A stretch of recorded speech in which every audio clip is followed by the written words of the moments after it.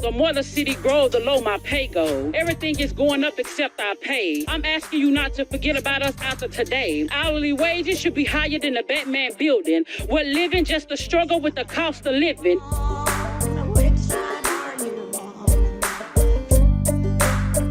So let's jump right into last week in Southern labor and take a look at what workers in the U.S. South and the American colonies were up to from May 31st to June the 7th. In new union campaigns, we had 941 workers across 17 bargaining units filing for union elections. There is one new decertification petition and one raid.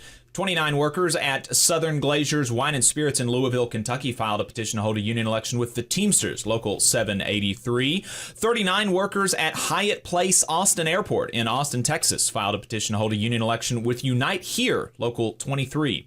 The employer filed a petition to hold a union election after a majority of the 619 workers at Pico Foods in West Point, Mississippi demonstrated support for unionization with the United Food and Commercial Workers, UFCW Local 1529. Now, this petition comes after the workers themselves filed for an election last week.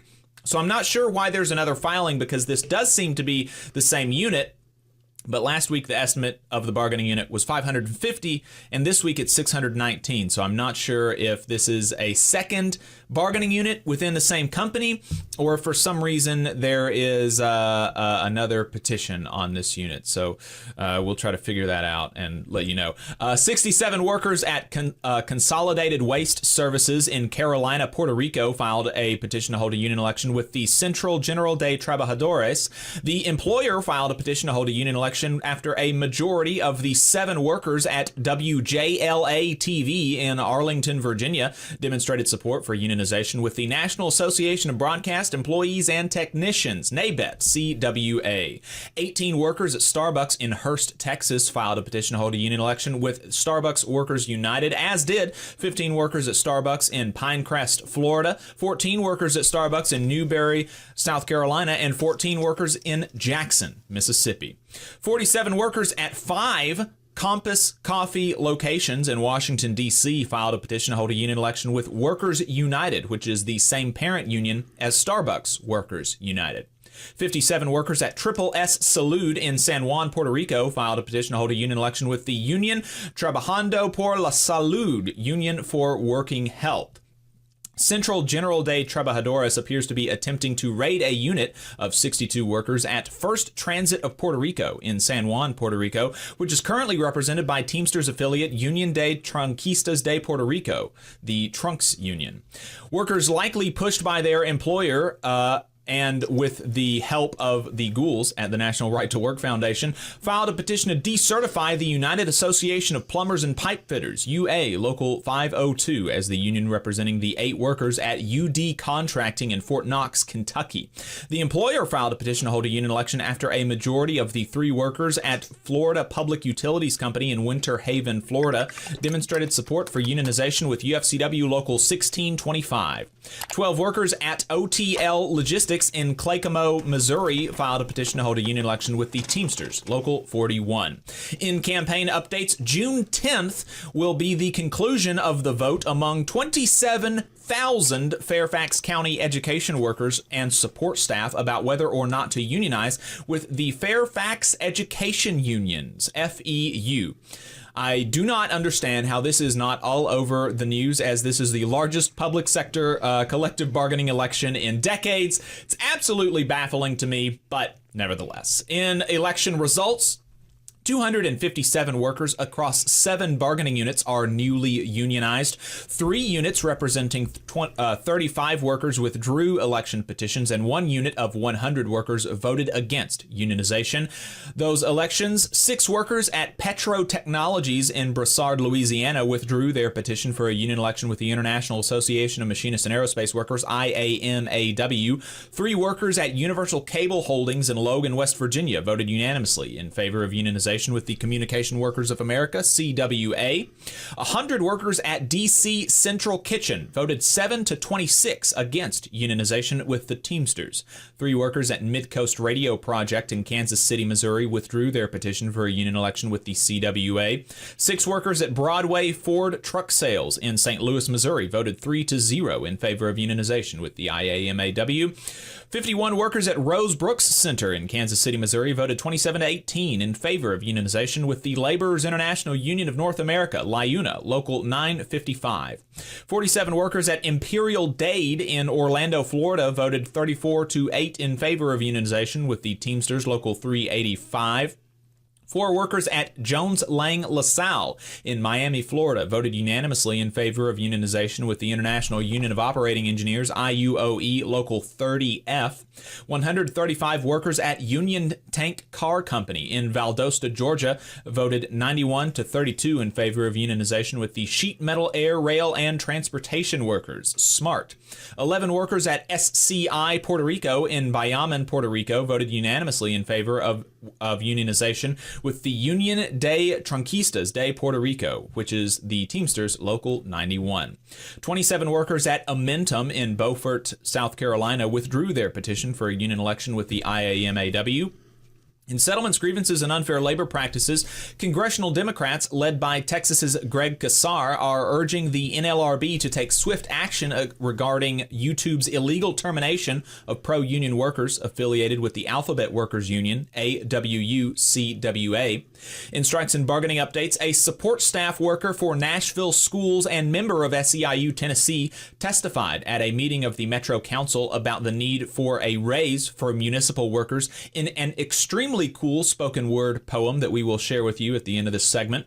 Members of the Charlotte City Worker Union, UE Local 150, marched on the budget hearing demanding $25 an hour, affordable housing, and policing alternatives. The budget vote is scheduled to take place on June 10th.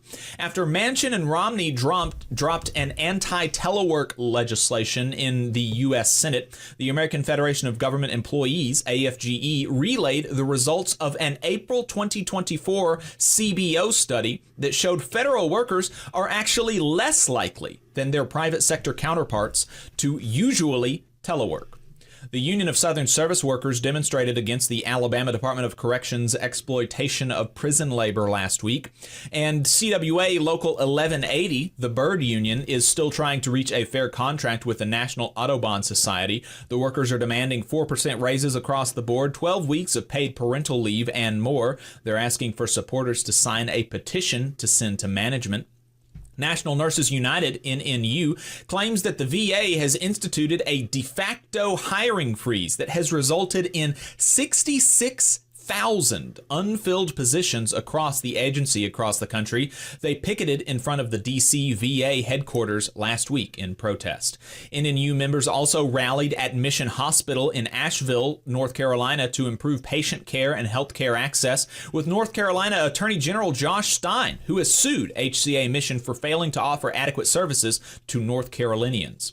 Members of CWA in West Virginia at Altice, telecommunications brand Optimum, voted to authorize a strike if the company fails to negotiate a contract by the end of the contract extension on June 28th.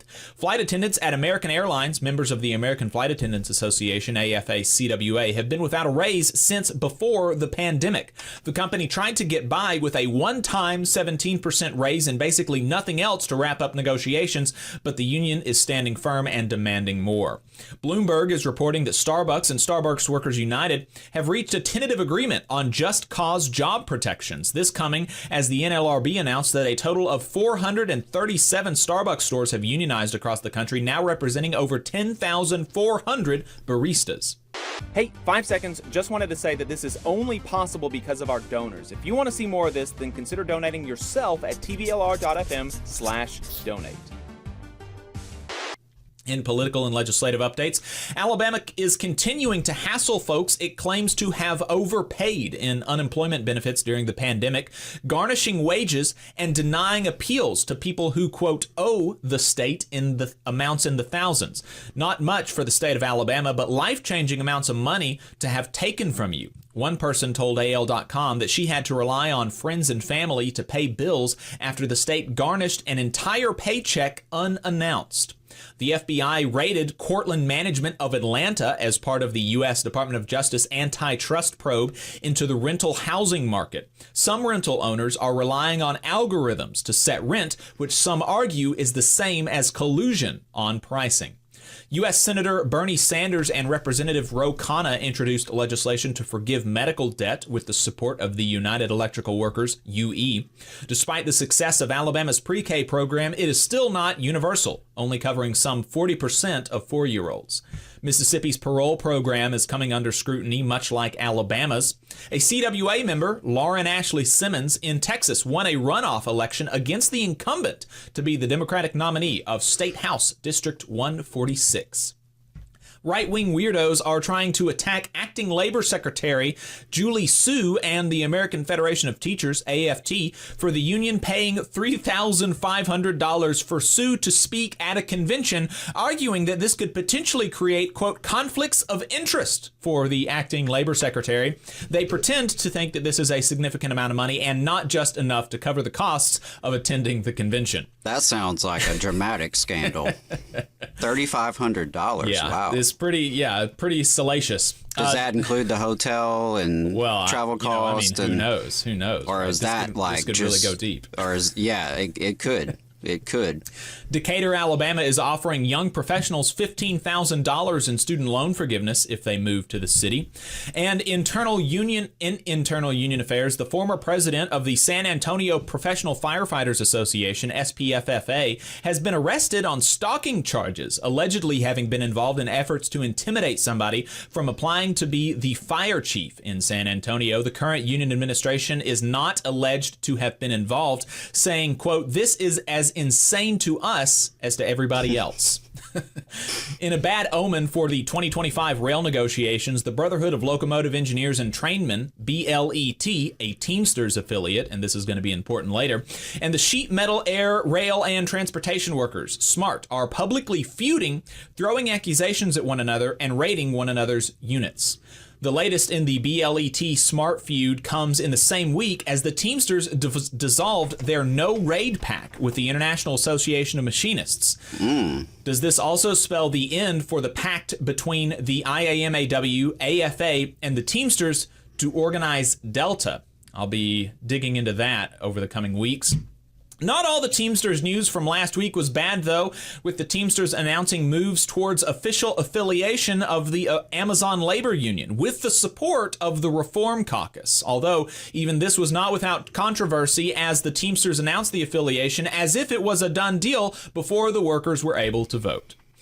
Brooke Shields was elected to the presidency of Actors Equity, the union representing stage actors. If we missed anything, let us know about your union or labor updates at tvlr.fm/contact. We're going to leave you with the testimony of this Nashville, Tennessee school support staff worker and SEIU member from last week. Your mic is on. Go ahead. My name is Jessica Curry. I'm on support staff for Metro Schools. This is my introduction. Without the support staff, how can any school function?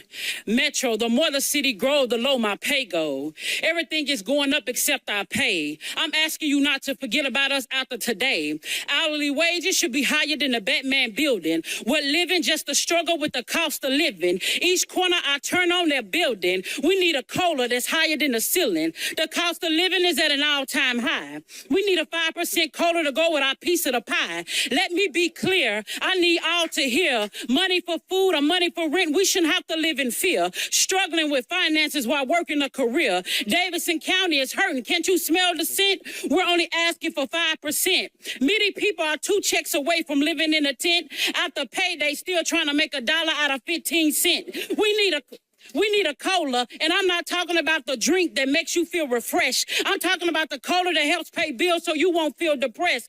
Working 2 jobs and losing sleep, swimming in poverty. The water's getting too deep, so stop sweeping things under the rug. Put the broom down. No longer do we need to sweep. Let's talk about how medication and food is no longer cheap. Us, the people, have been through enough trials and tribulations, but you, the people, have the power to change our situation. Is anything affordable? Have you seen the price of vegetables? vegetables? Is anything affordable? We need a 5% because us, the people, are tired of living uncomfortable. The cost of living is at an all-time high. I want to be comfortable now, not when I die. Thank you. You just saw a clip from the Valley Labor Report. We are live every Saturday morning from 9:30 a.m. till 12:30 p.m. And we pride ourselves on keeping all of our content free to everybody so that we can talk to as many working folks as possible. If you support the work that we're doing, you think that it's important, you think that it's good, then consider making a monthly contribution to the project, and you can do that on our website, tvlr.fm.